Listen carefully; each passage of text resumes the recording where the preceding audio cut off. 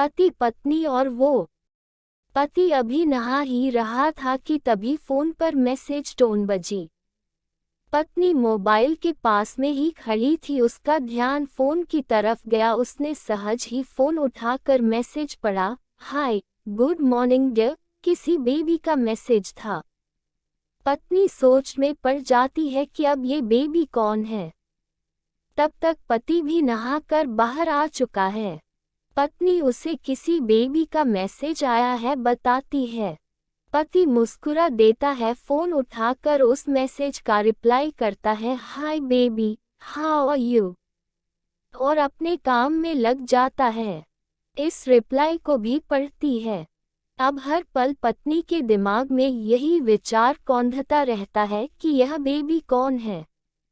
शाम को पति घर आता है। पत्नी उससे पूछती है, ये बेबी कौन है। पति जवाब में सिर्फ मुस्कुरा देता है और फिर से अपने काम में लग जाता है। 2-3 दिन बीत जाते हैं। उन विचारों ने अभी तक पत्नी का पीछा नहीं छोड़ा था और फिर से पति के मोबाइल पर फिर एक बार बेबी का मैसेज आता है, आज तो मिलोगे कि नहीं, तुम्हारी बहुत याद आ रही है। इस मैसेज ने आग में घी का काम किया। पत्नी का शक और भी ज्यादा पक्का हो गया। बीच बीच में ऐसे मैसेजेस का आदान प्रदान होता रहता और पत्नी के मन में शक की जड़ें और गहरी होती गई।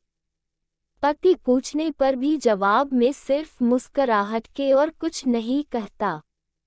ये शक गुस्सा बनकर तब ज्वालामुखी की तरह फट पड़ता है जब एक दिन उसे अपने पति की जेब में सिनेमा की 2 टिकटें मिलती है।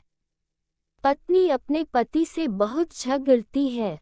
पति उसे समझाने की कोशिश करता है लेकिन वह कोई भी बात सुनने को तैयार नहीं है। पति को भी उस पर गुस्सा आ जाता है और यह झगड़ा और भी ज्यादा बढ़ जाता है।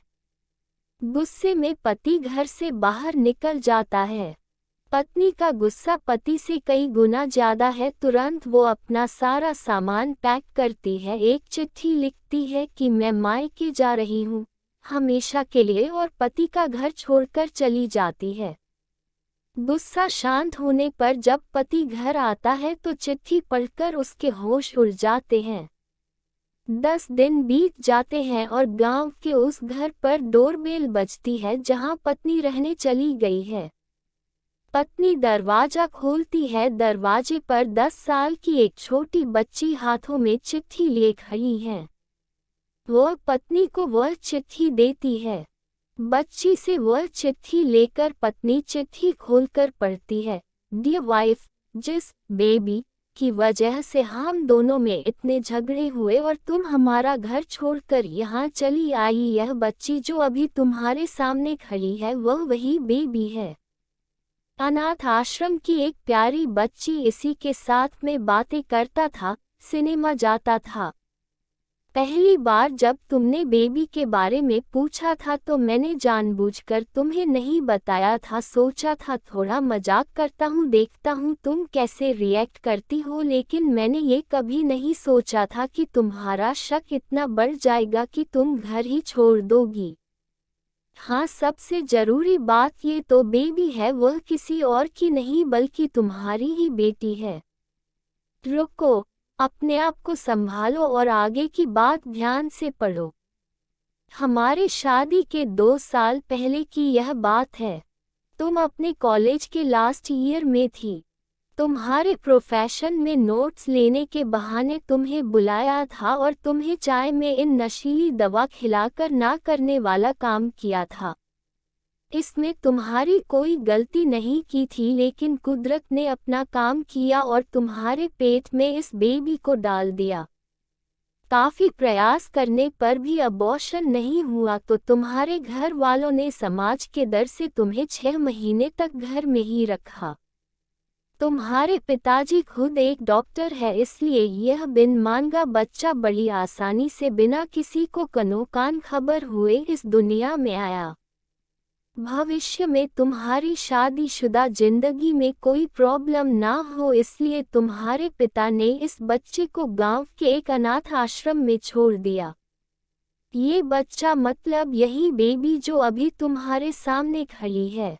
अगर अभी भी विश्वास नहीं हो रहा है तो इस बच्ची के गाल का वो तिल देख लो जो शायद तुमने उसे आखिरी बार रोते हुए देखा होगा, या फिर अपने पिताजी से पूछ लो। पत्नी जल्दी से उस बच्ची को पास में लेकर उसके गालों का तिल देखती है। उसका मन भर आता है, उसकी आंखों में आंसू आ जाते हैं, लेकिन अभी भी चिट्ठी बाकी है इसलिए वह आगे पढ़ती है। मुझे पता है अभी भी तुम्हारे मन में यह सवाल उठ रहा होगा कि यह सब मुझे कैसे पता। तुम्हें बता दूं कि यह सब तुम्हारे खुद के पिता ने ही अपने मन में उठ रहे पश्चाताप को शांत करने के लिए शादी के 1 महीने पहले मुझसे मिलकर सारी बात मुझे बताई थी। उन्होंने ये भी कहा था कि अगर मैं चाहूं तो शादी से इनकार कर सकता हूं। मैंने स्वीकार किया क्योंकि इस पूरी घटना में तुम्हारी कोई भी गलती नहीं थी और हमारी शादी हो गई। तुमने मुझे बहुत प्यार दिया, लेकिन तुम्हारे पिता से बेबी के बारे में जानने के बाद मैं उसे मिले बिना नहीं रह पाया। मैं बीच बीच में उससे मिलता था। उससे मिलना, उसके साथ समय बिताना मुझे अच्छा लगता था। कितनी प्यारी बच्ची, बिना किसी गलती के क्यों सजा भुगते, बस इसलिए मैं उसे थोड़ी सी खुशी देने की कोशिश करता था। बस मुझे इतना ही कहना था। अब अगर तुम फिर से अपने घर आकर मेरे साथ रहना चाहो तब और सिर्फ तभी गैलरी में आ जाओ, तुम्हारा और सिर्फ तुम्हारा डियर पति। बिना एक क्षण की भी देरी के पत्नी दौड़कर गैलरी में पहुंची और रास्ते पर उसका पति खड़ा था। उसके चेहरे पर मुस्कान थी, पत्नी की आंखों में आंसू थे। कारण कुछ भी हो, अपने दोनों के बीच में कभी भी सबको थोड़ी सी भी जगह मत दो, क्योंकि दुनिया में हर बीमारी का इलाज है, लेकिन शक नाम की बीमारी का कोई इलाज नहीं है। मन शांत रखो, जो भी मन में आए एक दूसरे को बताओ।